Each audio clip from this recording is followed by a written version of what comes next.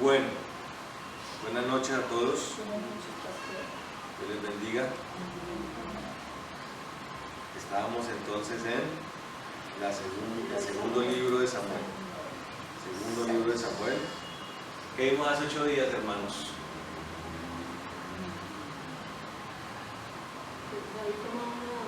David iba a tomar una decisión, pero él no consultó con Dios, ¿no? Era ¿De qué trató la decisión? de ir y derrotar a los filisteos. La primera vez que consultó y el Señor. Bueno, sí, también, o sea, pero eso lo dijo fue hace 15, ¿no? Del traslado del arca. Traslado del arca. Sí, hace 8 días vimos el traslado del arca. Que no consultó. Y por eso ¿Cómo traer el arca? o no tuvo en cuenta. Más bien eso, No tuvo en cuenta. porque sí. ya los procedimientos estaban ¿no? escritos bajo la ley mosaica, ¿cierto? Sí. ¿Qué le ganó allí a David? Como El impulso, la emoción. de traer el arca. ¿Era buena la intención de David? Sí, no, Y entonces vimos allí, también aprovechamos para hablar acerca de las buenas intenciones. Que las buenas intenciones son peligrosas. si no se consulta con Dios. Pero recuerden que en el caso del arca, bueno, en el caso de los filisteos, hace 15 días, vimos que la primera vez Sí, le David consultó, consultó pero la Sí. segunda. en un escenario que en la segunda batalla viene siendo el mismo, pero al ser un escenario igual, David creyó que iba a hacer lo primero que hizo en la vez anterior, lo que hizo la vez anterior, y le iba a volver a funcionar. Mientras que no. ¿Sí me entienden? Perdón, miento, no, así no fue la cosa. David, no, aquí hubo una virtud de David, que lo estoy confundiendo con el arca. David consultó las 2 veces, siendo un escenario similar. ¿Sí? La batalla igual, el escenario igual, pero aún así David consultó a Dios. ¿Eso qué nos enseñó? ¿Qué enseñanza podemos sacar de eso? A pesar de que las cosas sean parecidas, las situaciones sean parecidas, siempre debemos consultar. Siempre consultar a Dios. Ahora, consultar a Dios acerca de las cosas que de pronto no son claras. En el caso de David, que no era claro. No hay una normatividad acerca de las batallas, cómo tienen que librarse, a qué horas, no hay un procedimiento. No había un procedimiento, David tenía que consultar a Dios, ¿sí? Porque eso no estaba escrito. ¿Cuál es la enseñanza para nosotros? La consulta cuando se hace, la consulta a Dios cuando se hace, cuando no está escrito. Creo que el pastor les ha hablado de eso, ¿no? Que la principal forma en que Dios habla, ¿cuál es? Sí, a través de la palabra. Pero lo que no está en la palabra, los pormenores, los detalles, las decisiones cotidianas que no están en la palabra, todo lo que compete personalmente a uno, ¿a quién hay que consultárselo? A Dios. Pero le vamos a consultar a Dios lo que ya está escrito. Por ejemplo, una muchacha se quiere casar y resulta que el muchacho es impío.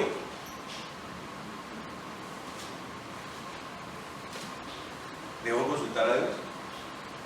No, porque ya es. ¿Qué es lo que está Que escrito? no se debe, ¿cómo es? De unir con. Perfecto, lo que ya está claro, porque es que perdóneme, a mí ese tema de que la Biblia lo vuelve uno loco, de que la Biblia no se entiende, ¿sí? Ahora, póngale cuidado, el Señor hablaba en parábolas para que los eruditos que solamente hablaban en lenguaje científico, lenguaje catedrático, como los saduceos y los fariseos, no entendieran. sea, ya cuando una persona se vuelve tan léxica, tan intelectual, ya el lenguaje cotidiano no es nada. El Señor utiliza las parábolas con un lenguaje sencillo, dando ejemplos de cosas cotidianas. A través de eso explica las profundidades del reino. Correcto. Entonces, la palabra está escrita para que la entendamos, hermano. Para que no haya misterio en eso. Y la palabra que está escrita, porque vamos a ir a mirar si sí o si no. ¿Será que Dios va a contradecir su propia palabra en el cuarto secreto? En el segundo caso, cuando pasa cuando se emociona David, porque él desea, ya instalado en Jerusalén, él desea restablecer el culto, levantar el tabernáculo, y para hacerlo tenía que llevar el arca, ¿sí? Pero lo hace con simple buena intención y no lo hace pegado a lo que está escrito. ¿Quiénes tienen que llevarlo? ¿Cómo se debe llevar? ¿Sí? Está escrito en la ley, los ornamentos del tabernáculo. Hay una forma específica para trasladarlos, y más si se trata del arca. ¿Sí? El arca no se podía tocar, ni siquiera por los sacerdotes. Nadie podía tocar el arca, porque era el lugar donde descendía la presencia de Dios. Por eso había unas varas para ensartarlas en los anillos que tenían los costados del arca y levantarla. Y los que hacían ese procedimiento eran unos levitas específicos, ni siquiera era simplemente un levita. ¿Cómo eran cuáles eran los que hacían eso? Usted lo dijo hace 8 días. ¿Cuáles eran los levitas que levantaban el arca? ¿La trasladaban? Los hijos de Coat y después de los sacerdotes, hijos de Aarón. Los sacerdotes hijos de Aarón, ¿sí? O descendientes de Aarón también. Eso tenía un procedimiento, pero ¿qué hace David? Lo hace a su estilo. David necesitaba instrucción, necesitaba, como todo en la vida, ¿no? Muchas veces las experiencias son las que nos dan la enseñanza. La persona joven, la persona inexperta, que no tiene experiencia, suele cometer imprudencias. David no fue exento de eso. La cometió. En vez de hacer lo que tenía que hacer, se llevó un carruaje, ¿sí? Llevado por bueyes. Obviamente era un carruaje hermoso, pero no era la forma. Cuando el carruaje trastabillea porque cogen un hueco, un bache, el arca trata de caerse y usa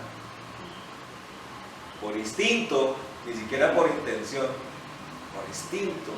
O sea, él no fue el que estiró la mano porque se le ocurrió, sino por instinto, saca la mano para no dejar caer el arca, y la furia de Dios, quedó claro, ¿no? Que no fue que se desprendió poder de Dios, así, no más.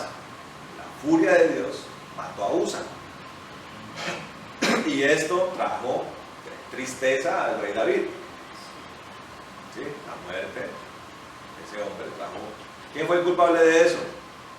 David, el rey ya. ¿Correcto? Entonces, en eso estábamos, ¿cierto? Y Vamos a ver el 7. Estamos, no, 6, Perdón, 6. 6, 11. 6, 11. Ah, sí. Dice: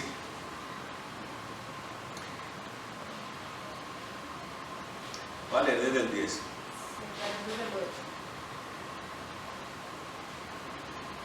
Así el 8. David se disgustó porque el Señor había irrumpido contra Usa y llamó a aquel lugar Pérez Usa, que significa irrupción contra Usa, hasta el día de hoy. Aquel día David tuvo miedo del Señor y dijo: ¿cómo ha de venir a mí el arca del Señor? David ya no quiso llevar consigo el arca del Señor a la ciudad de David, más bien David la desvió a la casa de Obed-edom el geteo. El arca del Señor se quedó en casa de Obed-edom el geteo durante 3 meses, y el Señor bendijo a Obed-edom y a toda su familia. ¿Qué le quedó a David? Miedo, ¿no? Temor. Sí, los actos de Dios producen temor. Ese mismo Dios, el Dios que relata esta palabra, es el mismo Dios de hoy. El temor lo vamos a perder. De hecho, debería ser aún mayor, porque ya está de por medio, ¿qué? La sangre de Cristo. La palabra de Dios dice en Hebreos 10: horrenda cosa es caer en manos. Sí, o el Señor advierte acerca de aquel que ha sido levantado por Dios y que, habiendo sido levantado por Dios, habiendo sido constituido hijo de Dios, decide volver atrás. La palabra dice: el que peca deliberadamente. No está hablando del impío. El impío peca cada cuánto. Siempre. Todos los días. A toda hora. ¿Sí? Pero el justo rara vez lo hace. Y lo hace tal vez por error, o por omisión, o por negligencia. La palabra está utilizando el término deliberadamente. ¿Qué será deliberadamente? Que tiene planeación, ¿sí? Que se prepara para pecar, que lo maquina en su cabeza, en su corazón. Ahí ya no hay de negligencia, ni hay descuido, ni es un pequeño tropiezo. Estamos hablando ya de maquinar. En materia penal hay una cosa que se llama el dolo. ¿Sí? Por ejemplo, el caso del homicidio doloso, homicidio culposo, homicidio preterintencional. ¿Sí? Los que son incidentales son los homicidios culposo y preterintencional. El culposo es el que, sin tener la intención, mata a alguien. Porque una persona que va en carro, por imprudencia, termina arrollando a un transeúnte y lo mata. Homicidio como culposo. ¿Cuál es el preterintencional? El que va más allá del daño que se quería ocasionar. Por ejemplo, una persona está discutiendo con otra, le pega un puño, la persona se cae, se desnuca, lo mata, o sea, el puño ocasiona la caída, y en la caída muere la persona. La persona, ¿por qué delito es condenada? Por homicidio preterintencional. O sea, no hay intención.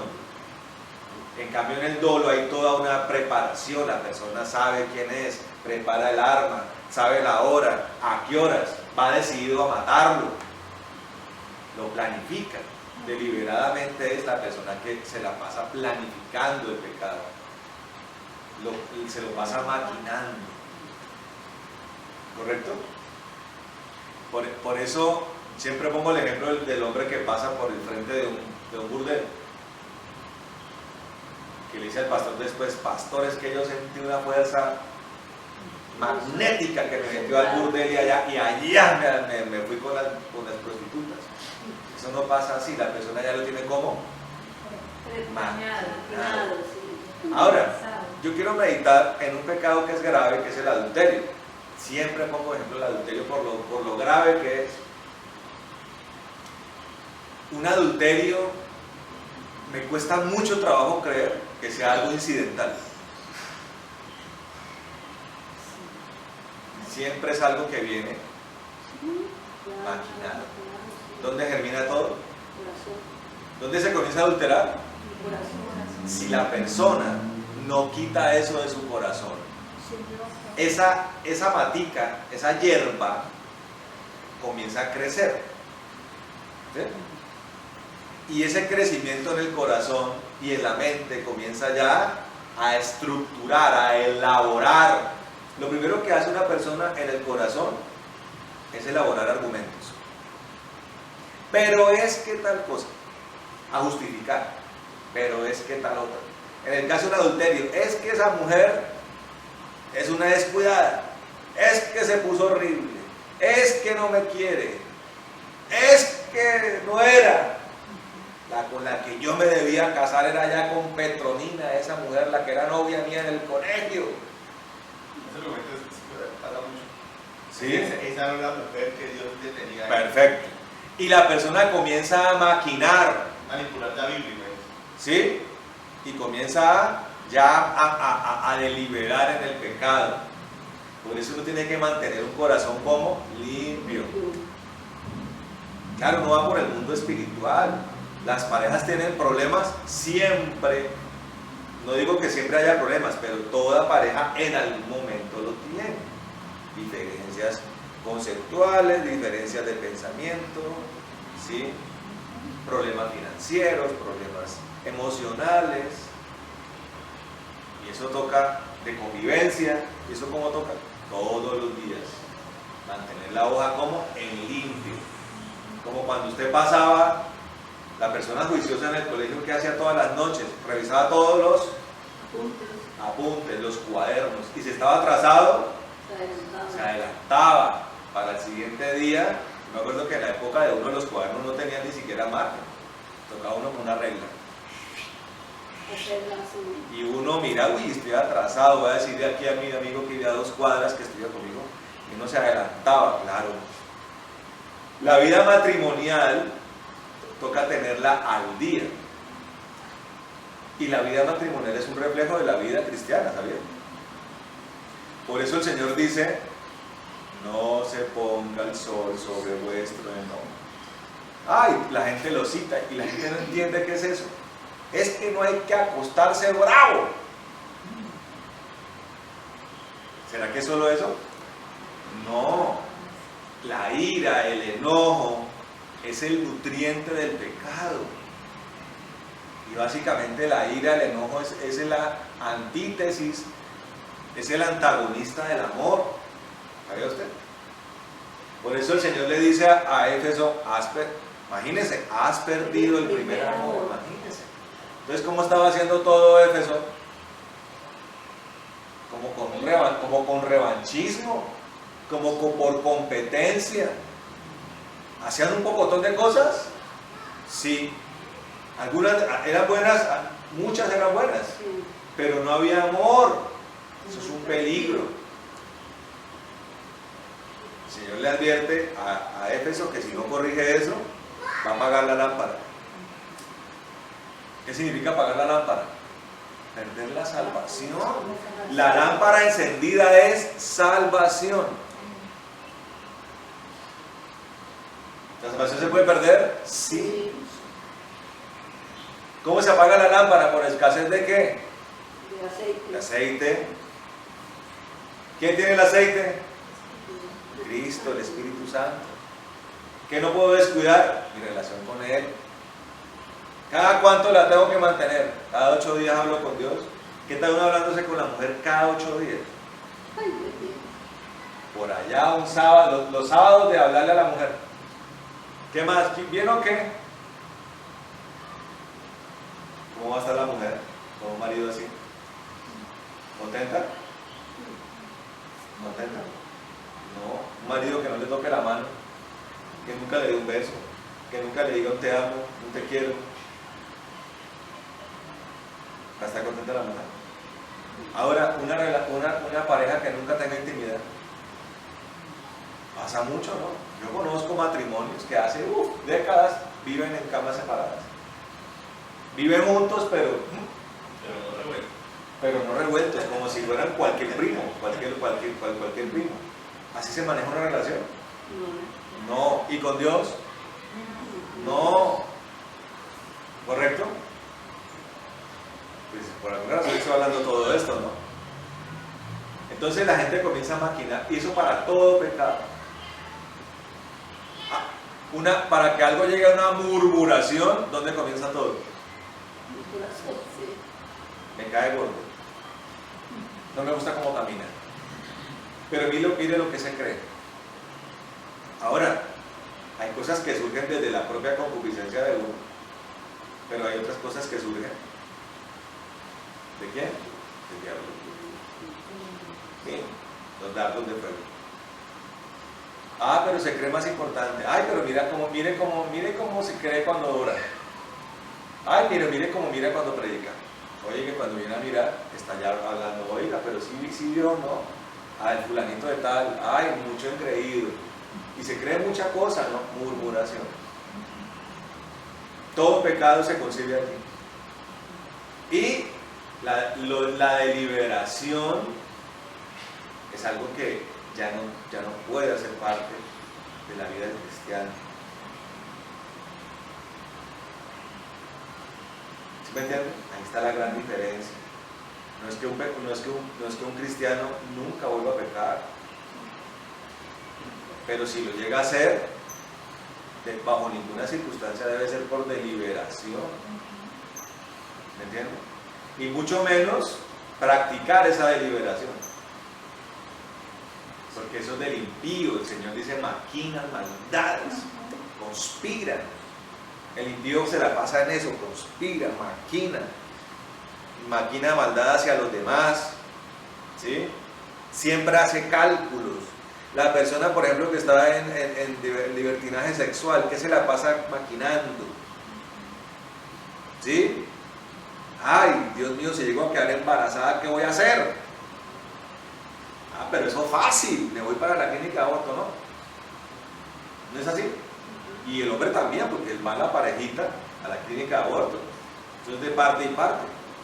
¿Sí me entienden? La persona que miente, ¿con qué quiere tapar la mentira? Con otra mentira. Maquina maldad. La persona que tiene envidia, uy, ¿qué maquina? Maldad. Busca la forma para desaprobar el éxito ajeno. ¿No hace eso el envidioso? Entonces, por ejemplo, compra uno esta casa.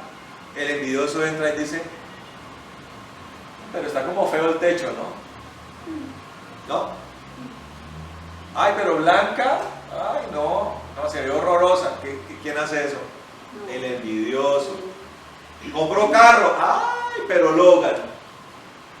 Yo pensé que iba... tanta laraca, yo pensé que iba a ser un Volkswagen, un Mercedes-Benz. ¿Tiene con qué pagar el banco? ¿La cuota del banco? Eso hace el envidioso. ¿Eso tiene cabida en la iglesia? No.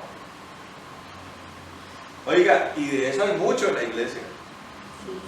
Envidias, competencias, murmuraciones, maquinaciones, homicidios.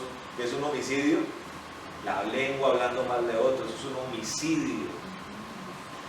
Eso está lleno. ¿Quién es mejor, el grupo de alabanza del culto de la mañana o el culto de la alabanza de la tarde? Compiten. A ver quién toca mejor para Dios. Imagínense eso. Entre Abel y Caín, ¿quién compitió? Caín. Caín se la pasaba como maquinando contra Abel. El pobre Abel todo amaba a su hermano. Nunca dice la palabra que entonces Abel aburrido de Caín. No, Abel ¿a qué? Amaba a su hermano. ¿Y cuál fue la paga de eso? Lo mataron. Mire, a veces que la vida presenta cosas a las que uno tiene que adaptarse. Si Dios quiere usar más a una persona que a otra, ¿cuál es el problema? Como el Señor le dijo a Pedro, porque Pedro estaba tratando de incubar una competencia y una envidia en su corazón, ¿sabía? Contra Juan. Ahora, y miren en qué momento ocurre, ¿no? El momento en el que, posterior a que el Señor le dice: pastorea mis ovejas, le dice. Y después de eso, el Señor, en vez de abrazar a Pedro, abraza y se lleva a Juan. ¿Sí me entiende? Pedro, ¿y cómo así? ¿No soy yo el pastor de las ovejas? ¿Por qué el abrazo no es para mí? ¿Qué tiene ese mejor que yo? ¿Es que yo soy el pastor? ¿Le pasó a Pedro? Sí.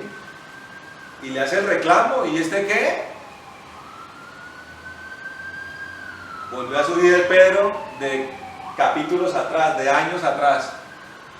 Impetuoso, beligerante, brioso. Oiga, y que son cosas que son muy peligrosas para nosotros los cristianos, hermano. Lo digo yo que siempre fui, ya eso ha mejorado muchísimo, pero muchísimo. Siempre fui de respuestas inmediatas. Ahora, escuche esto. Porque uno puede decir, no, es que la gente es briosa por idiosincrasia, por naturaleza, para todo.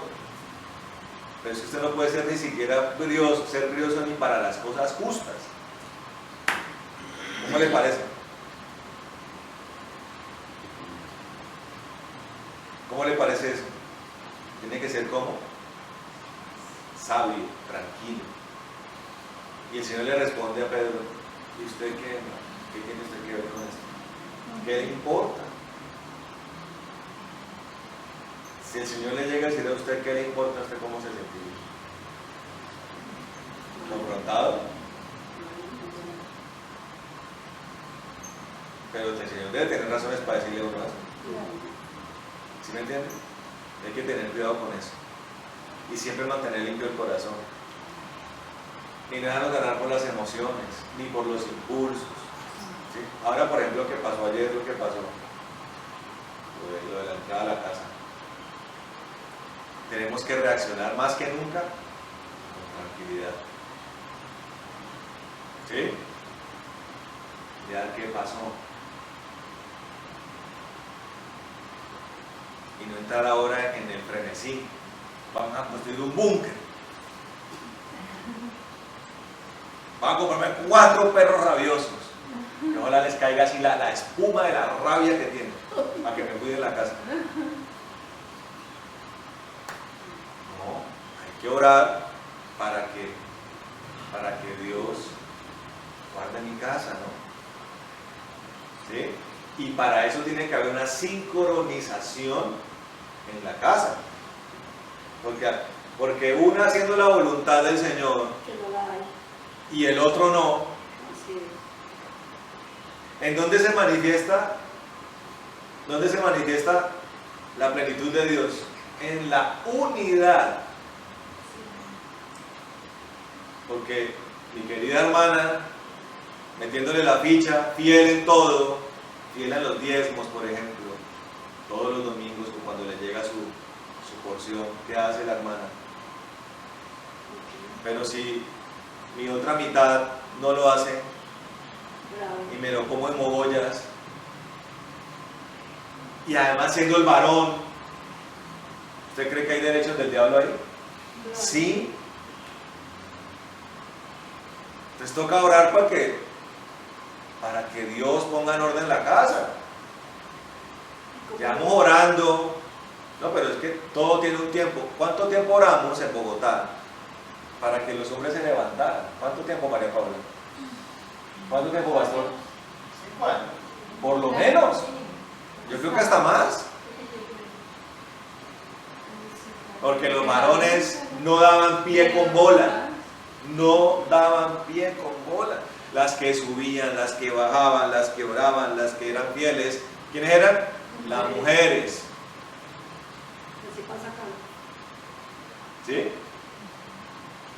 Entonces toca intensificar la oración para que los varones se pongan pilas.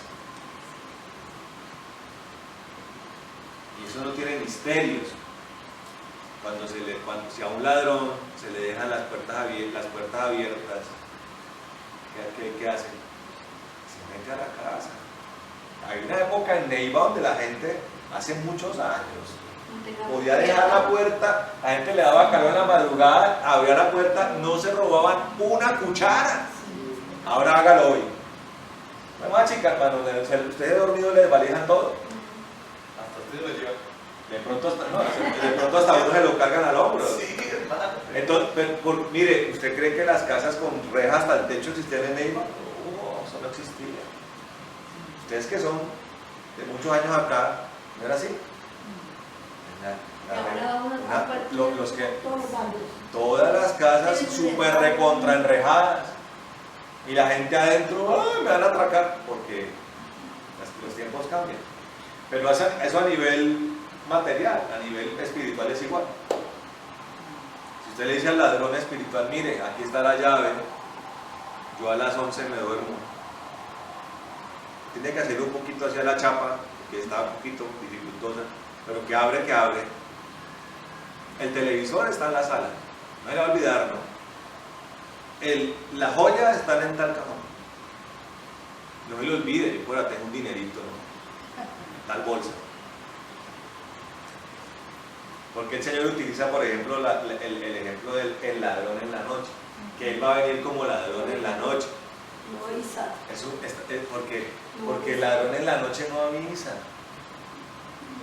Y llega cuando todo el mundo está dormido. Está dormido todo el mundo. En la casa de mi abuela, hace años, la casa esa grandota, como un nomás. Esas eran cosas raras. Oye, ¿dónde están mis tenis? ¿Dónde están mis joyas, mis aretes? Esa plata que yo dejé acá, ¿dónde está?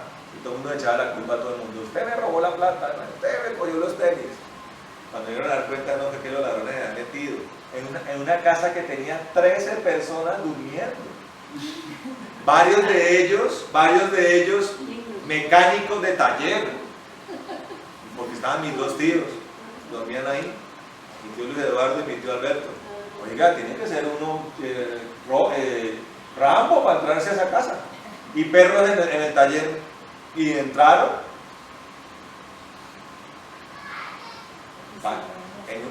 Pues, ¿sí me entienden? El ladrón entra en la noche y entra por un espacio que se le da. Entonces hay que ponerle atención a eso y hay que seguir orando, ¿no? Volviendo a David, su imprudencia causó esto y eso incrementó el temor. Ahora, ¿qué pasa con el temor allí? ¿Cuál era la fiebre que tenía David? ¿Qué era lo que más le gustaba a David hacer? ¿Quién me dice?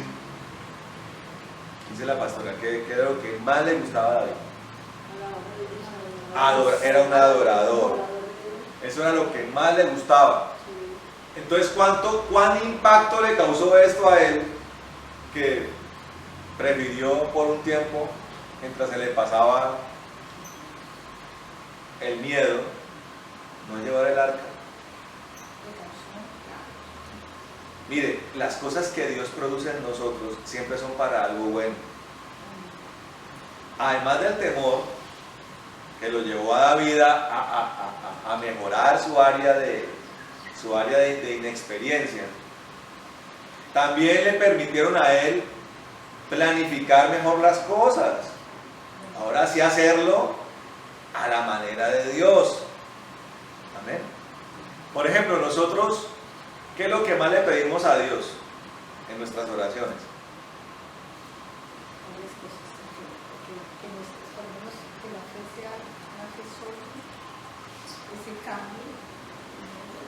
Pero, perfecto, pero todo eso viene con la presencia de Dios.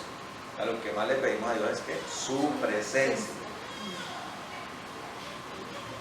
Pero entonces, así como el arca representa la presencia de Dios y necesitaba de toda una organización, una planificación, las cosas a nivel espiritual más aún requieren esa organización. Entonces, yo sé que no se necesita un gran número de personas que se pongan de acuerdo. Para el avivamiento de Jerusalén, ¿se necesitaron cuántas personas? 120. Pero fueron 120 personas que aplicaron no un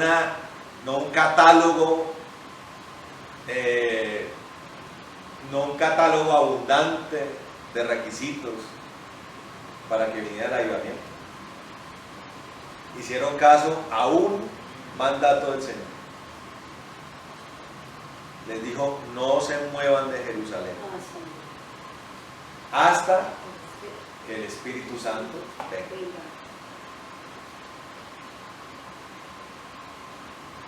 nosotros necesitamos entender esa palabra para nosotros. ¿Cuál vendría siendo nuestra Jerusalén? Esto que Dios nos ha dado, ¿no?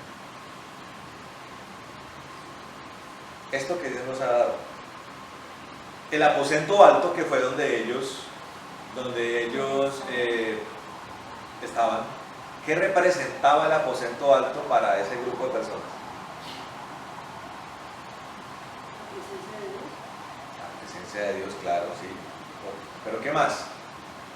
¿Qué hicieron ellos en el aposento alto? Era su lugar de oración. Era su lugar de oración, era su lugar de reunión, era el lugar donde donde ellos departían y compartían con el Señor permanentemente. Era el lugar donde disertaban, donde planificaban, donde oraban.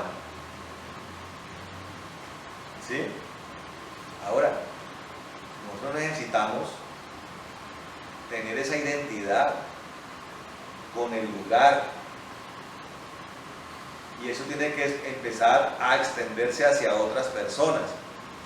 Mire, ustedes saben, mis queridos hermanos, que yo no soy una persona codiciosa. Yo creo que los años han servido para que ustedes se den cuenta de eso, ¿no? Ni ando manipulándolos, ni visito sus casas para no, ¿sí me entienden? Pero entonces yo he sentido de parte de Dios desde hace un tiempo orar de una manera específica, y yo le he dicho al Señor: Señor, yo te pido que tú coloques en mis hermanos, no estoy hablando de mis hermanos, estoy hablando de mi amado Jesús Neiva especialmente, aunque también lo he hecho por Bogotá, que tú coloques en mis hermanos un sentir de generosidad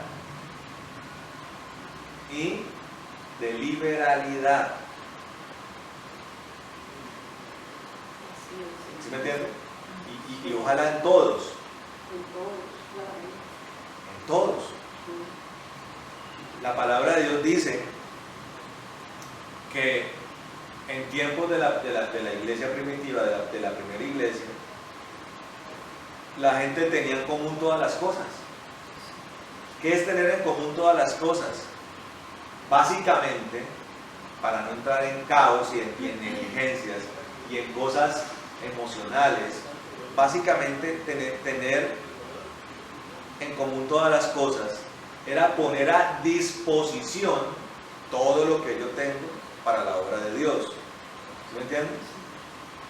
Eso era básico. Algunos llegaban a un punto sin que los apóstoles lo exigieran, sino ya llevados por esa corriente del Espíritu, llegaban a un punto en donde renunciaban a todo, vendían todo y lo daban a los apóstoles, porque la necesidad del evangelio, la necesidad de los que no tenían, y también la provisión de los que ministraban, era algo que tocaba suplir. Entonces necesitamos que la gente comience a sintonizarse en todas las áreas. ¿Sí me entienden? En el área de la oración, en el área de para dónde es que vamos. Obviamente nosotros no somos llevados por parámetros de organización humana. Ustedes están familiarizados con conceptos como el de misión, visión, objetivos inmediatos, objetivos a largo plazo, metas, proyección, todo eso que la parte empresarial y organizativa tiene, corporativa. Pero varias de esas cosas nosotros sí debemos tenerlas, y están en la palabra. Nosotros debemos tener una visión. Una visión no es algo humano, sino algo espiritual, y es esencial. David empezó a planificar las cosas. La traída del arca, pero también empezó a pensar en otras cosas. ¿Sí? Quiero que peguemos un brinquito más adelante al capítulo 7. Yo voy a terminar el 6, pero quiero que peguemos un brinquito al capítulo 7. Miren esto. Y aquí empezamos a enlazar todas las cosas.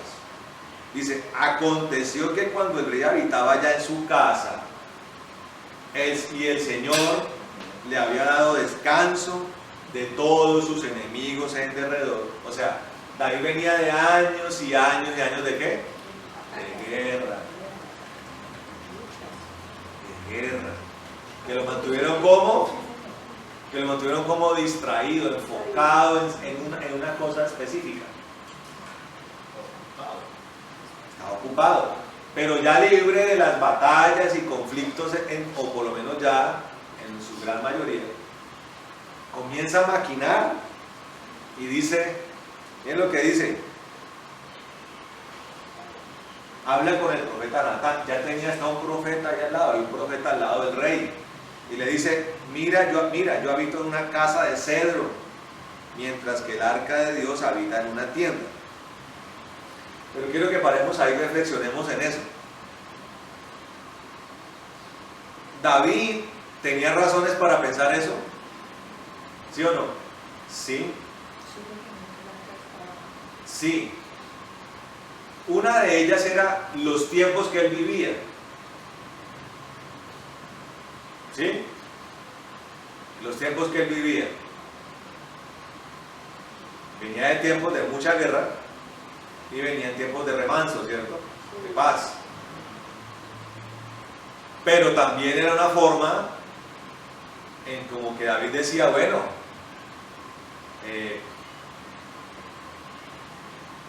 me parece como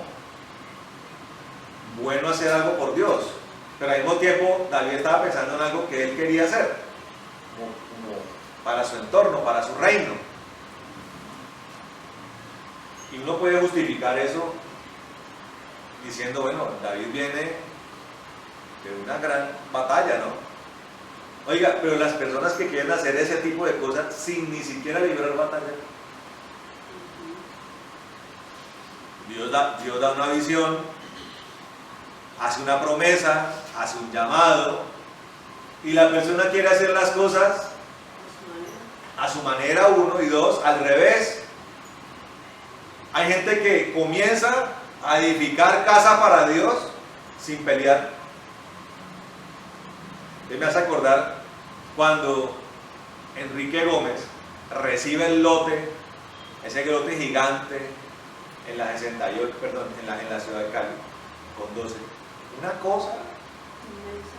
Pero imagínense que parece que ahí caben 1 millón de almas. Ese espacio es tan grande. Y así se llama la iglesia, la sede de Bethesda, allí se llama la iglesia del 1.000.000 de almas. Porque parece que caben, es tan grande que caben 1 millón de almas. Entonces, él, ese lote baldío, lo primero que hizo Enrique Gómez, Monte Alegre, fue citar a sus guerreros, profetas, guerreros, intercesores, a ese lugar. Creo que fue una noche eso. Esto lo mostraron en directo por televisión.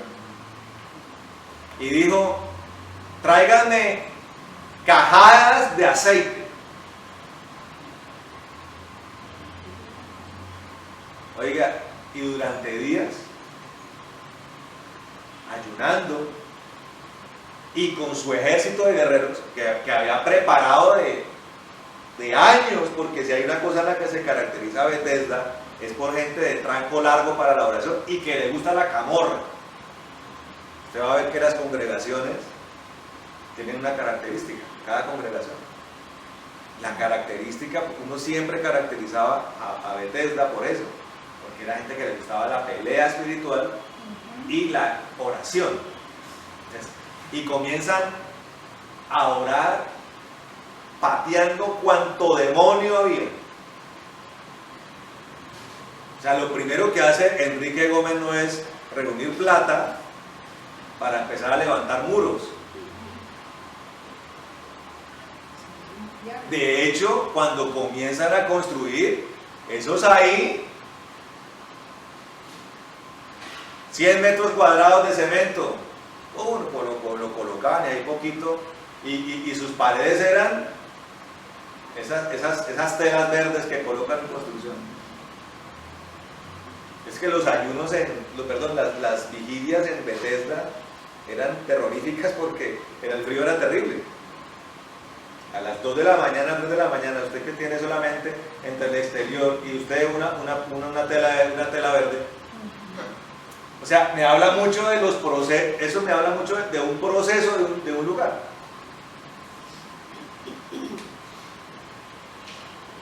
Hasta que usted ya hoy ve, tienen paredes, el altar es otro, han podido ya, pero todo fue después de un tiempo. Y aún así, uno tiene que mantenerse en todas las áreas, en el fuego, en el amor, en la sujeción a Dios.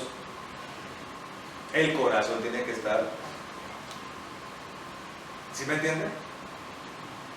Pero en cada momento, tiene que haber una unidad para ello. Entonces aquí pasan dos cosas. Aquí pasa la primera cosa. David siente en su corazón construir una casa al Señor y se lo manifiesta a Natán. Entonces dice acá: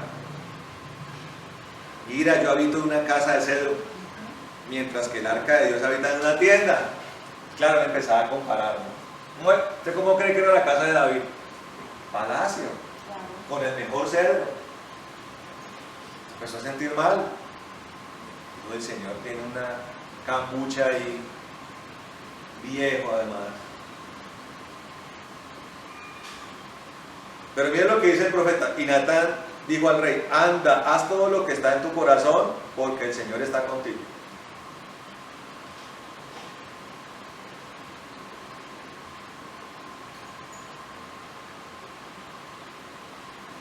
¿Eso era verdad? Sí. ¿El Señor estaba con él? Sí. Y si David hubiera empezado a construir el templo, ¿Dios se apartaba de él?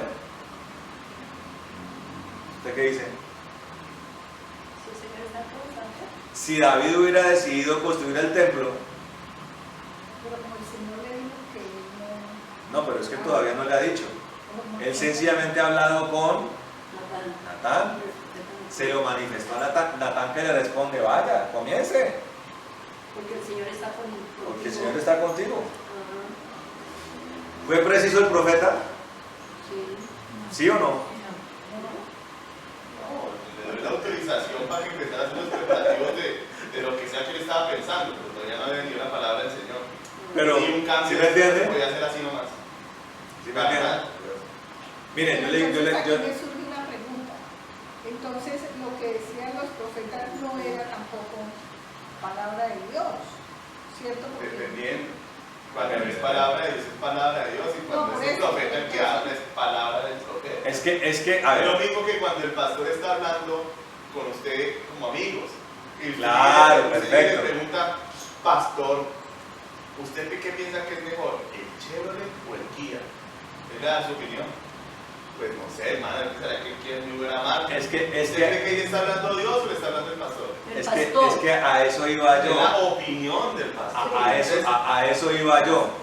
Con una palabra Dios se caracteriza porque siempre el profeta advertía: así ha dicho el Señor.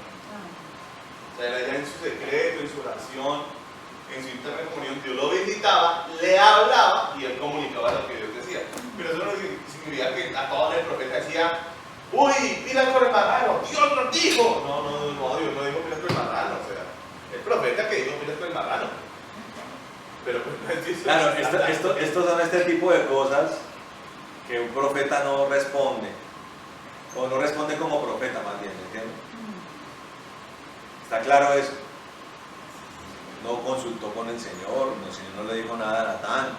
Natán responde. Ahora, David era un hombre inteligente en lo espiritual. Pero como sí se apresuró Natán un poquito. Correcto, pero como nosotros tenemos que tomar el aprendizaje. Tómenlo de lo que el pastor está hablando. Nosotros somos una casa de profetas, pero no siempre hablamos como profetas. Es una sincronización que hay con Dios y para cosas muy fundamentales. Básicamente la misión de un profeta es corroborar que el siervo de Dios o el pueblo de Dios esté por el camino correcto, o sea, se ha desviado a hablar de parte de Dios para que lo corrija. Eso es lo que hace un profeta. Ahora, lo que hace también un profeta responsable, y es lo que yo siempre he hecho, es decirle a la persona, mira, yo opino de aquello, pero es mi opinión. Yo voy a aclarar a la persona porque hay momentos donde de pronto uno estaba tan metido con Dios que normalmente todo lo que uno habla era por el Espíritu Santo. Pero para estar uno en esa dimensión tiene que uno estar una cosa muy tremenda, o sea, ore, predique, ministre, ore, predique, ministre, ore, predique, ministre, sin distraerse. Y cuando uno está en ese estado, todo el tiempo uno habla por el Espíritu Santo y vive muy calladito. Pero cuando es un profeta responsable, tiene que decirle a la persona, es mi opinión, no me parece que debes hacer esto o aquello, pero es mi opinión. ¿Sí? Para que la persona no piense que es que Dios le está diciendo algo porque es el profeta. Hay que ser responsable en eso. Pero mire, aquí ya adelantico, Dios corrige eso. O sea, sí, Natán se apresuró. Sobre todo cuando no aclara que no es Dios el que está hablando o que es él el que es una opinión personal. Claro, porque es que lo debido ahí en ese caso es, si el rey está consultando al profeta, el profeta debe responderle. ¿Voy a hablar con Dios? Sí, déjame, yo le pregunto al Señor a ver qué me dice. No decirle, hágale, hermano, que Dios está con usted, no. Mire lo que dice el versículo 3, dice, y Natán dijo al rey, haz todo lo que está en tu corazón porque el Señor está contigo. 4. Pero aconteció que aquella noche vino la palabra del Señor a Natán, diciendo, ve y di a mi siervo David, que así ha dicho el Señor, ¿me edificarás tú una casa en la que yo habite? Ciertamente yo no he habitado en una casa desde el día en que hice subir a los hijos de Israel de Egipto, hasta el día de hoy. Más bien he estado peregrinando en una tienda y en un tabernáculo. Donde quiera que he peregrinado con todos los hijos de Israel, ¿acaso he dicho una palabra a alguna tribu de Israel a las que yo comisioné para apacentar a mi pueblo, preguntando, ¿por qué no me habéis edificado una casa de cedro? Ahora pues dirás a mi siervo David que así ha dicho el Señor de los ejércitos, yo te tomé del prado de detrás del rebaño para que fueras el soberano de mi pueblo Israel. He estado contigo por donde quiera que has andado, he eliminado a todos tus enemigos de tu presencia y haré que tu nombre sea grande como el nombre de los grandes de la tierra. Asimismo dispondré un lugar para mi pueblo Israel y lo plantaré para que habite en su lugar sin que sea molestado más, ni los inicuos vuelvan a afligirlo como al comienzo, desde el día en que constituí jueces sobre mi pueblo Israel. Y yo te daré descanso de todos tus enemigos. Además el Señor te declara que el Señor te hará casa a ti cuando se cumplan tus días y reposes con tus padres, y yo levantaré después de ti a un descendiente tuyo, el cual procederá de tus entrañas, y afirmaré su reino. Él edificará una casa a mi nombre, y yo estableceré el trono de tu reino para siempre. Yo seré para el Padre, y él será para mi Hijo. Paremos ahí. Mire, hay una complejidad que tiene la palabra de Dios. Y tiene uno que estar muy conectado con Dios para entenderlo. Que se llama, lo he dicho muchas veces, la doble referencia. Eso ha tenido que pasar por mucho estudio, y aún así hoy uno nota que el estudio profético no ha llegado a su fin de ninguna manera. Hace poco, en Isaías, después les digo qué versículo, está retratado clarito la Trinidad de Dios. En un texto profético del Antiguo Testamento, cuando la Trinidad era algo absolutamente desconocido. De hecho, la concepción de un padre y un hijo, no, eso no. Y quiero poner un ejemplo acerca de la doble referencia. Por ejemplo, hay una profecía de Isaías, donde él está hablando a un rey de Judá, y le está diciendo que va a tener un hijo que una virgen concebirá y va a tener un hijo y se llamará Emanuel. ¿Quién ha sido la única virgen que concibió? María, la única. ¿Cómo así? ¿El rey de Judá va a tener hijo de una virgen? Hay una combinación entre lo terrenal y lo celestial. Lo terrenal, ¿qué era? Que ese rey iba a tener un hijo y que le puso Emanuel, que además significa Dios con nosotros. O sea, Dios, a través de ese nacimiento de un niño que nació en la época de ese rey, hijo de él, estaba hablando acerca de que un día Dios se iba a hacer hombre y que iba a habitar en medio de nosotros. Y Juan, que era el mayor testigo, dijo: y ese verbo se hizo carne y habitó en medio de nosotros. Y nosotros somos sus testigos, dice en 1 Juan, ¿sí? Pero también está hablando acerca de un suceso futuro, que era que una virgen iba a concebir. Están ahí las cosas, y eso pasa mucho en los libros proféticos. En este también pasa, porque Dios está utilizando lenguajes como sempiterno, eterno. ¿Cómo así? El reinado terrenal de David va a ser por los siglos de los siglos. ¿Cuál es el único reino eterno? El de Cristo. Él está diciendo, principalmente está diciendo Dios, porque después en Salomón se cumple la parte terrenal de esta profecía. Salomón reúne, o sea, a partir de ahí David comienza a preparar todo para que su hijo construya un templo para Dios. Por eso reúne cedro, madera de acacia, oro, plata, todo el bronce, de todo lo más fino, para que su hijo construya un gran templo. Pero esencialmente está hablando el Señor de que va a venir uno que va a construir un templo. Ahora, en el cielo hay un templo, ¿usted qué dice? ¿Sí o no? ¿Sí? Hay un trono. Hay un trono, ¿no? Yo sé que hay un trono. Pero templo como tal, la palabra de Dios dice que el templo, ¿quién es? Dios mismo es el templo.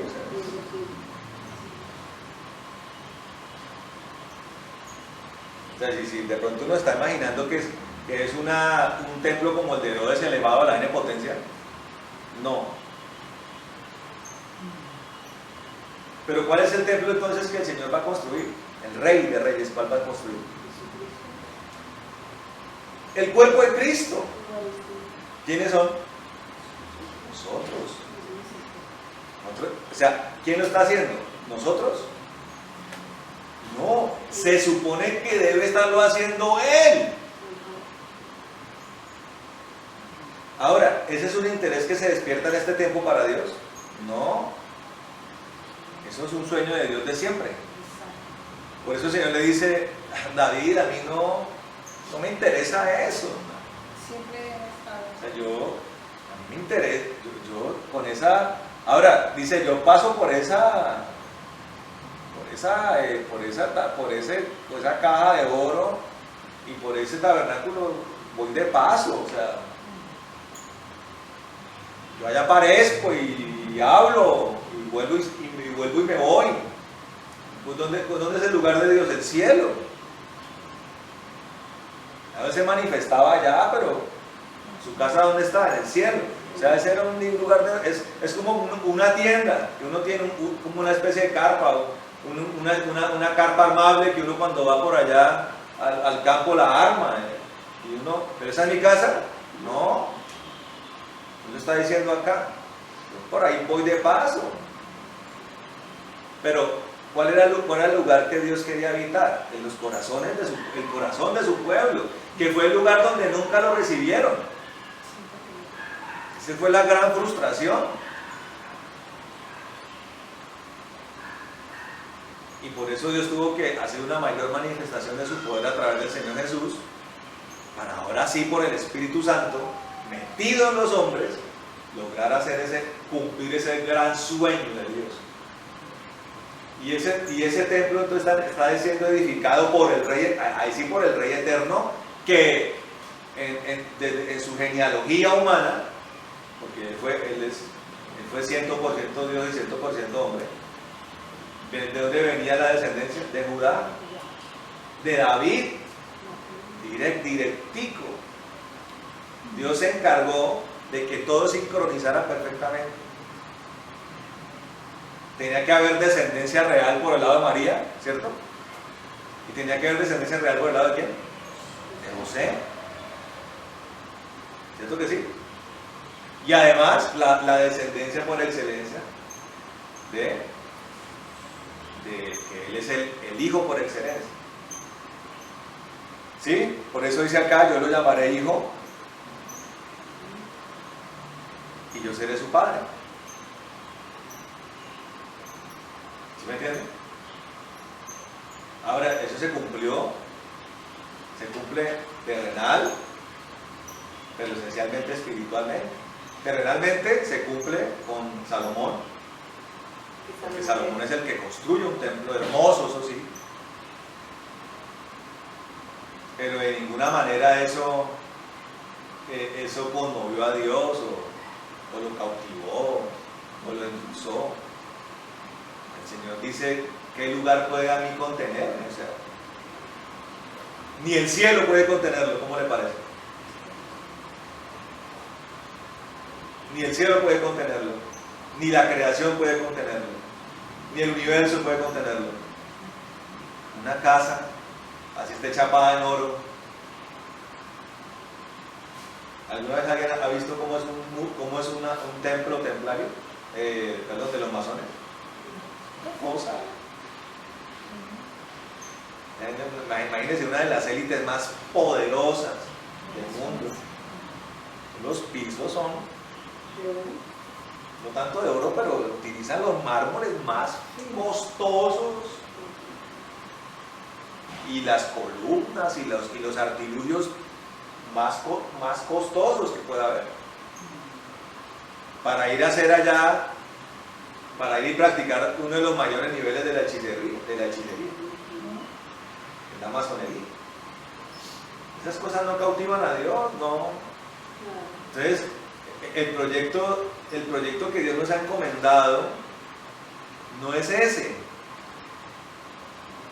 De pronto un día Dios va a decir, bueno, Antonio, porque será Él el que se lo diga, principalmente, quiero que me construyas un lugar para tantas personas. Y ese día el pastor Antonio lo hará, ¿no? Obedecerá a Dios, y él creerá que Dios se encargará de proveer todo lo que se necesita. Pero mire cómo las cosas necesitan de planificación. No fue que Salomón llegó y bueno, vaca, Israel, vaca, ¿sí?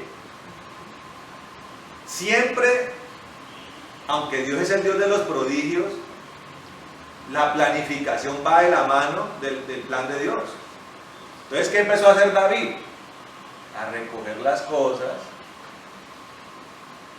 Hasta se le pasó la mano porque eso como que sobró. Acumuló riquezas para David. No. ¿Para qué? Para el templo. Se aseguró de tener un reino en paz, un reino victorioso, donde se cumplió también que Dios había derrotado todos los enemigos, para que Salomón ejerciera un reinado ¿en qué? En paz. ¿Sabe en otro caso también donde uno lo ve? En el caso del Señor Jesús y su ministerio. Cuando el Señor Jesús nace, ¿quiénes aparecen? Los tres magos de Oriente, ¿sí? Bueno, no sabemos si son tres, ¿no? La Biblia habla de magos, no dice que son tres. ¿Sí? Yo no sé si eso viene de alguna historia, judía, yo no sé. El caso es que llegaron magos, o hombres sabios de Oriente, ricos. ¿Usted cree que, o sea, siempre pintan al pobre Melchor, a Baltasar ahí con una cofrecita? ¿Usted cree que, yo le pregunto, ¿usted cree que ellos llegaron con un cofrecito, con un sobrecito, con $100? ¿Usted no? Oiga, los reyes de la antigüedad, que la otra estaban hablando del hombre más rico del mundo en una época, un hombre de África, que tenía las minas de oro más ricas del mundo. Oiga, cada vez que él iba a visitar un rey, era una cosa, la caravana era con no sé cuántas toneladas de plata. O sea, ese era el detalle que le llevaba el rey que visitaba. Estos hombres venían de los lugares más ricos del mundo.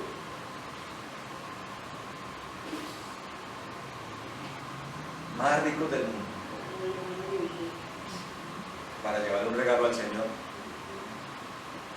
Ya uno no vaya uno a saber. La Biblia no especifica muchos años que el Señor vivió. Y el propio ministerio, que aunque tenía muchas cosas, muchos aportantes, era un ministerio que necesitaba de muchos recursos. ¿Cuántos iban a predicar? ¿Cuántas personas iban a predicar? ¿Cuántos eran enviados a predicar? ¿Cuántos eran? 70, ¿no? 70, pero cada uno llevaba ¿Usted cuánto cree que vale eso? Sostener misioneros, ¿cuánto cree que vale? Yo le hago una pregunta, ¿usted cree que el Señor solamente dependía de la bolsa que tenía con que Judas, además que Judas también robaba? Al Señor le llegó un regalo. Eso venía desde la élite que fue exiliada en Babilonia. O sea, desde épocas de Daniel. O sea, desde la época de Daniel, Sadrach, Mesach y Abednego, vamos a empezar a guardar. Vamos a guardar tesoros Para el Mesías. para cuando venga el Mesías. ¿Cuántos años estamos hablando? 500 Como 570, 560 años. y Daniel ya estaba guardando. Ya. Dios le mostró al Mesías. Perfecto. En el capítulo 7 está. Perfecto. Y él de hecho dejó a sus discípulos, que son los magos, porque es que Daniel hacía parte de los caldeos y los magos, de los sabios de Babilonia. Y muchos de sus discípulos siguieron sus enseñanzas y él les dijo: cuando vean tal y tal señor en el cielo, tal y tal otra, es porque el Mesías ha llegado. Esa fue una... Por favor, agarran para Israel y le llevan este regalito. Ese es un conocimiento y yo supongo que cada quien puso su aporte. Cada quien puso su plata. Ahora, todo lo de Daniel, ¿para quién fue? A él, al Mesías, porque Daniel, ¿qué hijo dejó? Eran eunucos. Eran eunucos. Tanto Daniel como Sadrach, Mesach y Abednego eran eunucos. ¿Y cuánta plata llegó a tener Daniel luego de haber estado con 4 reyes? Yo me pregunto. Uno de los hombres más ricos del mundo, todo que ha sido Daniel. Así es sencillo. ¿Cuánta plata le dio a Nabucodonosor, luego Belsasar, luego Darío, luego Ciro? ¿Cuánta plata le dio cada uno de ellos a él? Era embajador. ¿Usted sabe la cantidad de dinero que tenía Daniel? Yo no me imagino, no me imagino. El tipo debía ser riquísimo. Ahora, ese eunuco no tiene a quién heredarle. ¿Qué hizo? Dijo: guarden esto, discípulos. Cuando vean esta señal aquí, acá, acá, acá, nació el rey de Israel. Le llevan esa plática para él. ¿Y cómo eran José y María? ¡Pobres! Pobres. Ahora, para que una Por caravana... esa plata fue que pudieron escapar de Egipto, ya les digo. Si no, ¿cómo? Para que una caravana, oiga, para que una caravana hubiera causado... Conmoción, sí. Mire, por Jerusalén pasaban gente de todas las nacionalidades, porque ese era el paso entre el Mediterráneo y Asia Menor y el Asia Lejana. O sea, 3 negritos en camellos no era nada raro. ¿Usted qué cree? Que tuvo que haber llegado a esa región para que Herodes le hubiera causado eso como inquietud. ¿Quiénes son estos? ¿De dónde vienen? ¿Qué traen? Ahora, lo que le interesaba a Herodes era la plata. No, él tenía plata. Era un hombre rico. Porque parte de los tributos que se recogían era para Herodes, el títere de Roma. Porque ese, como desde esa época se manejaban los títeres, ¿no? Estaba Pilato, que era el gobernador, y para ponerle contentillo a las élites de judías colocaron un rey llamado Herodes, que tenía dinero, fruto de los mismos tributos, para mantener controlada la región de Palestina, se llamaba Palestina en esa época. Entonces, esto para hablar de la planificación y de que nosotros tenemos que empezar a entender primero el tiempo en el que estamos para poder también comprender hacia dónde nos lleva el Señor. Y tiene que haber una sincronización en todo esto. Venimos orando, la oración empieza a tomar matices, ¿sí? Porque fíjese cómo hasta en eso hemos sido entrenados, porque al comienzo las personas se ponen a orar, y todo, ay Señor, para que mañana tenga chocolate en la casa y que el pan esté fresco en la panadería. Esa es la oración que se hace al comienzo, pero eso es normal porque uno va entrenándose. Pero el Señor nos va llevando a incursionar en áreas mucho más específicas de clamor y petición a Dios, y además, perfecto, y además de guerra espiritual, para ir allanando todo el terreno. ¿Cuál ha sido cuál debe ser en este tiempo lo más importante? Preparar un templo espiritual. Los nuestros son las almas. Que las almas sean salvas, no que las almas estén cómodamente instaladas en un lugar, Cómodamente perdidas. que es cómodamente perdidas. ¿Sí me entienden? Y si a Dios le place, aunque yo no lo he visto así, pero pues el que tiene la visión de todas las cosas es Dios, no yo. Yo me guío más por lo que pasa en la Biblia, acerca de cómo Dios va. O sea, lo que uno ve de la iglesia primitiva no es tanto que haya mega iglesias, sino que las ciudades se avivaban, las casas se abarrotaban, ¿correcto? O sea, mire, la palabra dice, la mies es mucha, los obreros pocos. ¿De qué obreros está hablando? ¿De arquitectos? No, de nosotros, o sea, los que Pastores, mire, escuchen, pastores. El principal, mire, el principal ministerio de la Biblia se llaman los pastores. Es tan importante y tan que de hecho dice el apóstol Pablo dice, se aceptan hojas de vida. No dice el apóstol Pablo, es tan necesario esto que se aceptan hojas de vida, porque no da abasto. Era tan necesario, o es tan necesario, que a los propios apóstoles les tocó por un tiempo pastorear, meter la mano también ahí. No simplemente ser punta de lanza apostólica, también, bueno, vamos a pastorear. Vamos a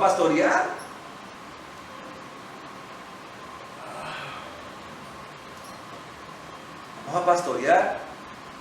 Pastores, pero pastores imagínense, ¿cuántos pastores para cuántas personas? ¿Por qué había tanta necesidad de pastores? Porque se venía un avivamiento. ¿Quién dice amén? Se venía un avivamiento. Y en una multiplicación de las almas, ¿qué es lo que más se necesita? Pastores para que cuiden esas almas. Pero uno por allá, el hiper mega ungido, soy el pastor de 100,000 ovejas. Más chica, hermano.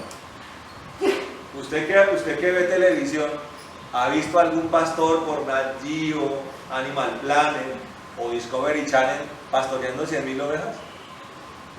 ¿O 10,000 ovejas? Se vuelve loco. Mientras por allá está tratando de trasquilar una, el lobo se le come 20.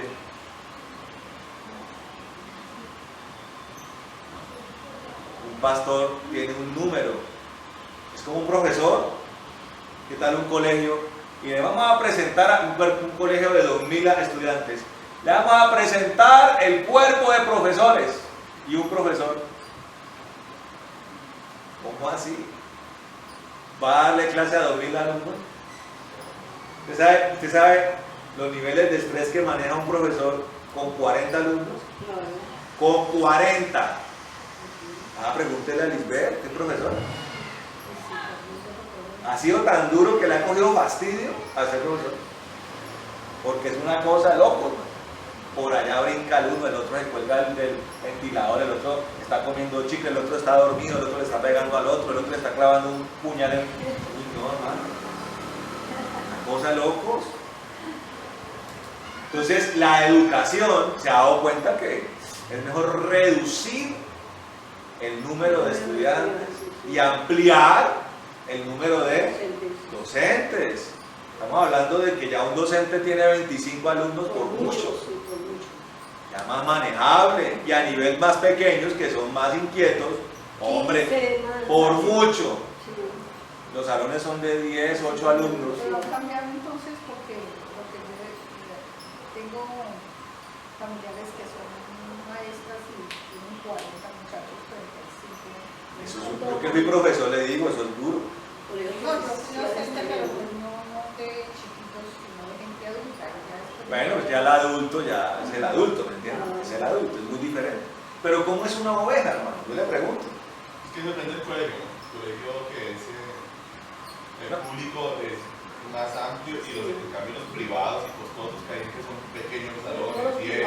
Pero lleguemos hasta el punto de las ovejas. ¿Qué tan fácil es eso? ¿Cuánta dedicación hay que ponerle a una oveja? A una oveja. Ahora, ¿por qué digo esto? Porque Dios ha anunciado desde hace mucho tiempo, no parece, mira, aquí estamos ¿cuántos? 6 personas, todos del ministerio. No hay ni uno solo, ni una oveja que quiera venir el viernes. Entonces, pareciera que la cosa, y el diablo va a tratar de hacer pensar que eso va a ser así.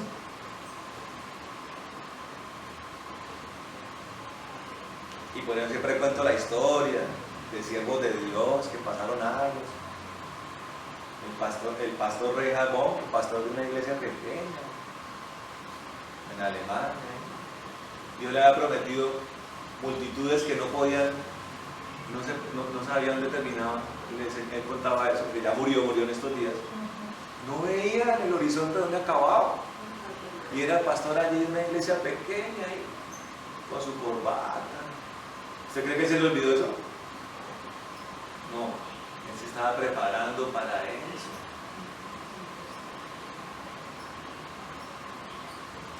Si usted quiere saber los sueños y las visiones que Dios nos ha dado a nosotros,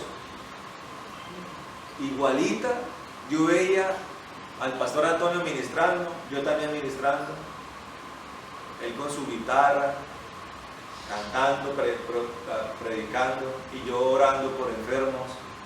Y yo veía también, ¿te cree que alguna vez yo soñé con eso? Que ese era mi sueño, ser multitudes, no sé, yo nunca ni soñé ser cantante de rock, ni nada de eso, o sea, pero yo veía multitudes, veía torres de sonido de las multitudes que se perdían en el horizonte. Y ahora porque tengo 15, 20 personas en la iglesia, eso ya no va a pasar. ¿Usted qué dice, pastor? Si el sueño, si la visión era que el pastor estaba tocando la guitarra y Dios lo estaba usando con la guitarra y ahora no la puede tocar, ¿es porque así se van a quedar las cosas? No. ¿Usted qué dice, pastor? En absoluto. Entonces toca prepararnos para eso. Básicamente lo que Dios nos está diciendo a los que estamos acá es que tenemos que poner todo nuestro esfuerzo para suplir el tiempo de hoy y también prepararnos para ese tiempo. Obviamente todo detalle lo va a dar Dios, o sea, enloquecer, ¿no? Porque termina comprando un par de bueyes, una carreta como la de David, invita al vecino que llama Usa, Si su vecino le llama Usa, si la cosa está grave. Pero es que de hecho esa es la gran escuela, aprendan a hacer mi voluntad. ¿Sí me Y entiende? mientras que yo no hable, aprenda a estarse quieto. Perfecto. Y además que en la quietud se escucha mejor a Dios. Ahora, si en la quietud escucho yo a Dios y me hago el de las orejas mochas, pues va, berraca la cosa. ¿Sí me entiende? Hay que ir planificando ese tiempo. Entonces Dios dice, voy a darles profetas como hijos. Y veo esos dos, y veo que profetas no tienen nada todavía. Porque están pensando que yo cojo el tiranosaurio Rex, pero yo cojo el triceratops y se pelean por eso. Porque es que hay gente que, ustedes se han dado cuenta que la gente comete estos errores, trata de que las cosas sean ya. Y acelerar en la promesa de Dios. Y entonces, venga, le enseño a profetizar. Yo quiero andar enseñándole a profetizar a estas alturas del paseo a Manuel. Por mucho, ¿sabe qué hacen? Oran por los alimentos, y ya. Y ponen ahí oran con uno en las noches, a veces están así dormidos y está uno. Pero yo sé que en un futuro Dios se va a encargar. Por ahora yo me encargo de lo que tengo que hacer en este tiempo.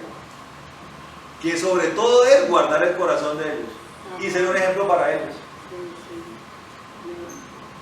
Que sea la espontaneidad la que surja.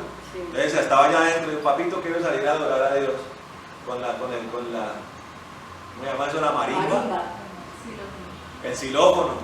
Y yo, ¿qué cree que le dije? ¿Cómo va a hacer ese ruido? Espantoso. Vaya, mi amor. ¿Cuántas canciones tocó? Una. Y entró, me cansé, papi. Pero ¿qué hace el religioso? Mediocre. Pero si yo no lo obligué, él fue el que salió y quiso adorar a Dios. Así es como son las cosas.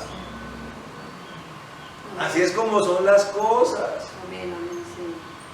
Querer que el Espíritu haga su Perfecto. obra. No ser una bendita piedra y zapato para el Espíritu Santo.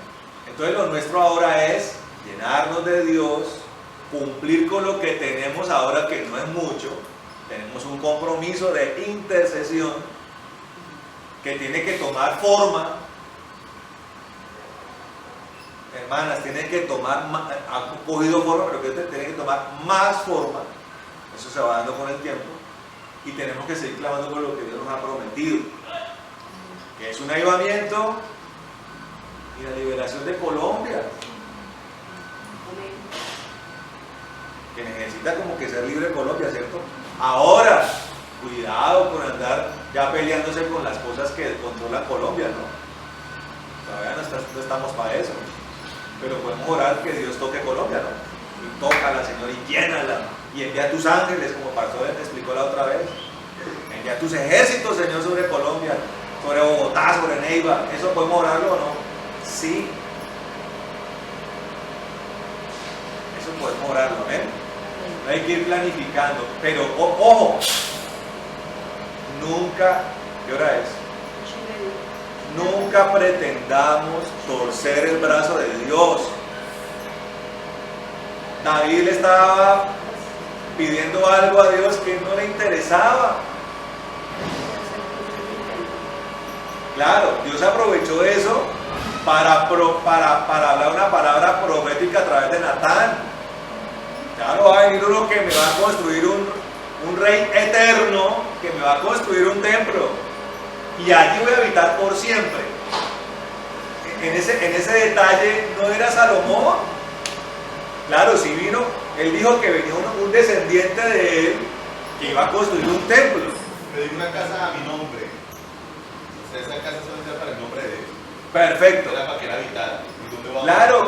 Claro, David con sus limitaciones, ¿con qué se obsesionó? Con un templo terrenal. Y Salomón sí que menos entendió. Además Dios advierte, ¿no? Lanza la profecía respecto a Cristo, pero también habla de un hijo de David que va a construir un templo, que si se llega a desviar lo va a coger a palo, dice. Va a corregir y lo va a coger a palo. Pregunta, ¿cómo le fue a Salomón? hombre santo, ¿cierto? Inmaculado, ¿sí? No, no, Era un tipo mujeriego. sí. 1000 mujeres tuvo. Y le levantó altares a sus novias y a sus concubinas. Muy santa la cosa, ¿no? ¿Y cuál fue la consecuencia? ¿Cuántos reinados duró la unidad de Israel? Uno. Salomón. Además que también se cumple la consecuencia del pecado de David por haber hecho el censo, ¿cierto? ¿Cuál fue la que él escogió? ¿Cuál fue la consecuencia que él escogió? Que la mano de Dios estuviera sobre él, no la de los hombres ni las. O sea, era como que fuera la mano de Dios sobre él. Y ahí empezó a morirse el pueblo. Correcto, pero además, ¿qué pasó después? ¿Qué hace una espada? Cuando usted llega y coge un pedazo de carne, Corta. ¿cómo quedó después el reino de...? Volvió a un estado peor que el que recibió David. ¿David cómo lo recibió? Con una serie de pugnas, ¿cierto? Pero cuando termina el reinado de Salomón viene ya la división total.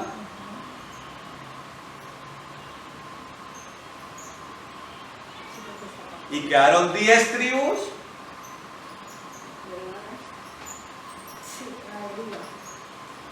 Tan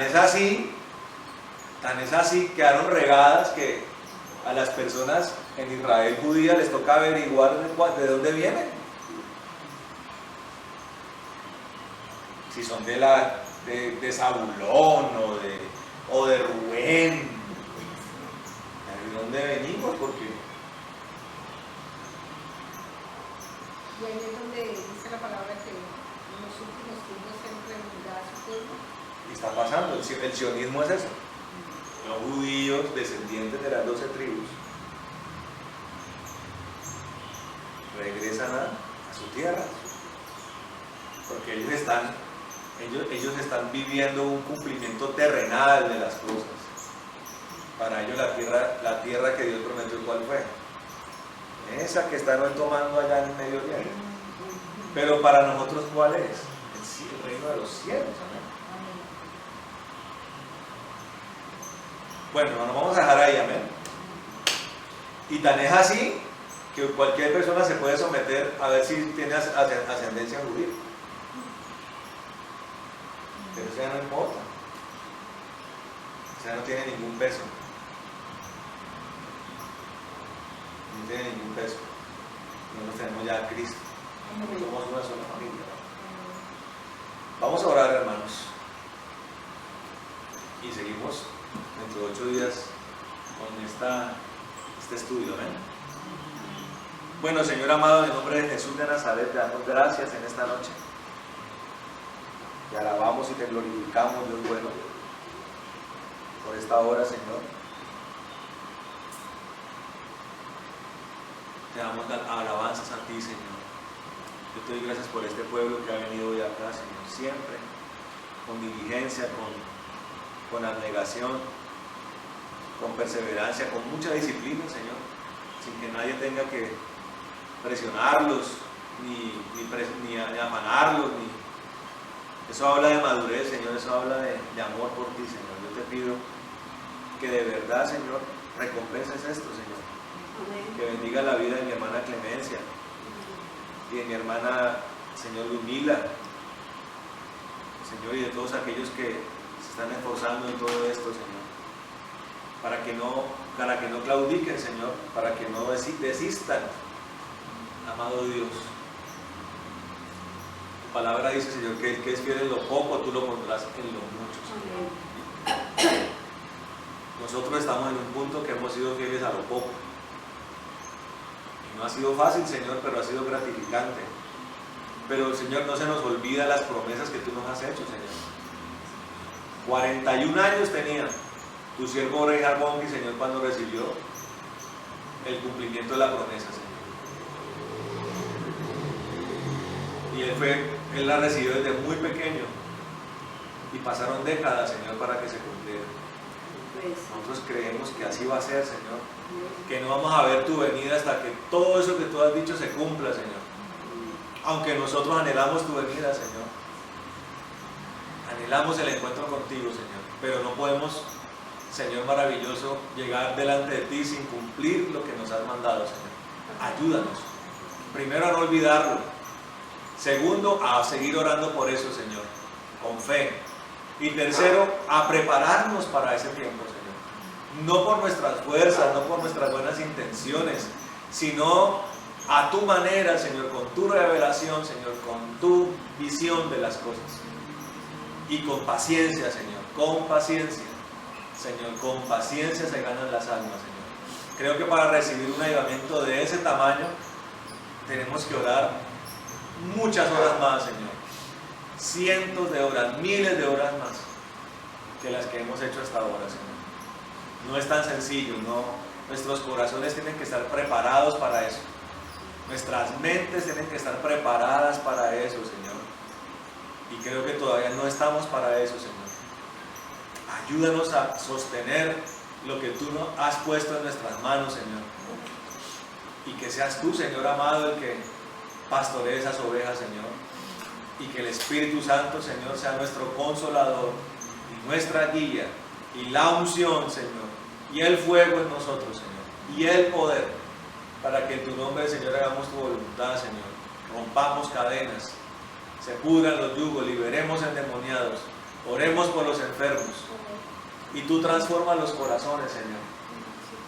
Hagamos ese trato, Señor. Vamos a orar por los enfermos, que no haya ni un enfermo que conozcamos que no oremos por él. Señor, intercedamos por nuestros hermanos, por los perdidos. Vamos a orar por los endemoniados, Señor. Vamos a liberar a los endemoniados. Señor, vamos a hollar serpientes y escorpiones.